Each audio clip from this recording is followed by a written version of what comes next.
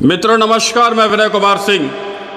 आज भारत के पार्लियामेंट मेंबरों ने जिस तरीके से अपना मुंह फेविक्विक से सिलवा करके बंद कर रखा है, वो एक उनकी बहुत बड़ी चालाकी का कारण और वही उनकी सबसे बड़ी वर्ल्ड फेमस मूर्खता का भी कारण, गैर जिम्मेदारी की भी कारण,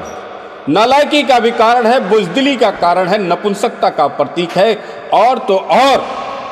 एक पार्लियामेंट मेंबर के रूप में कलंक का भी कारण है। लेकिन भारत के समस्त पार्लियामेंट मेंबरों को लगता है,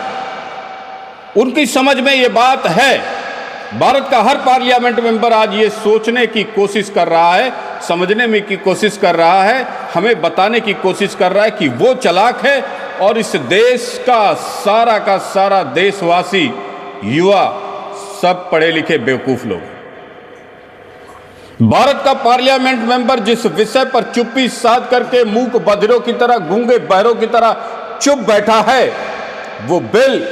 भारत के करोड़ों युवाओं, बच्चों के भविष्य के साथ जुड़ा हुआ है। जिस बिल पर भारत के पार्लियामेंट मेंबर आज चुप्पी साध करके बैठे, वो बिल भारत के पूरे 100% कर्णधारों से जुड़ा बिल है, भारत के भविष्य से जुड़ा बिल है,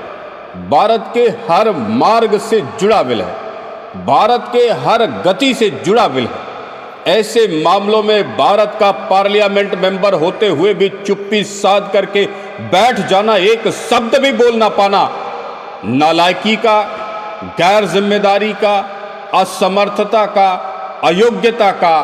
एक राष्ट्रीय कलंक नहीं है तो क्या है? हमारे देश ने ऐसे पार्लियामेंट मेंबरों को चुना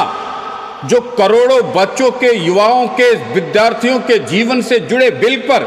एक शब्द भी नहीं बोल पा रहा और एक शब्द बोलना भी नहीं चाह रहा। ऐसे पार्लियामेंट मेंबरों को इस देश का कलंक ना कहे तो क्या कहे? जिस पार्लियामेंट मेंबर ने, जिस कैबिनेट मिनिस्टर ने इस बिल को लेकर के आया, उस कैबिनेट मिनिस्टर को गलत कहने वाला भी एक पार्लियामेंट मेंबर आज भारत के पूरे देश में नहीं। अगर गलत नहीं है तो सुप्रीम कोर्ट ने क्यों गलत कहा, तमाम चैनलों ने क्यों गलत कहा, तमाम लोगों ने क्यों गलत कहा? पूरा देश उसे गलत कह रहा है। लेकिन भारत के पार्लियामेंट मेंबर में, किसी एक पार्लियामेंट मेंबर में इतनी हैसियत, हिम्मत, सच बोलने का साहस तक नहीं है कि वो बोल सके। जिस धर्मेंद्र प्रधान के पूरे डिपार्टमेंट ने मिलकर के, इंक्लूडिंग धर्मेंद्र प्रधान, एक पेज का बिल ना लिख पाया हो, उसे बर्खास्त कर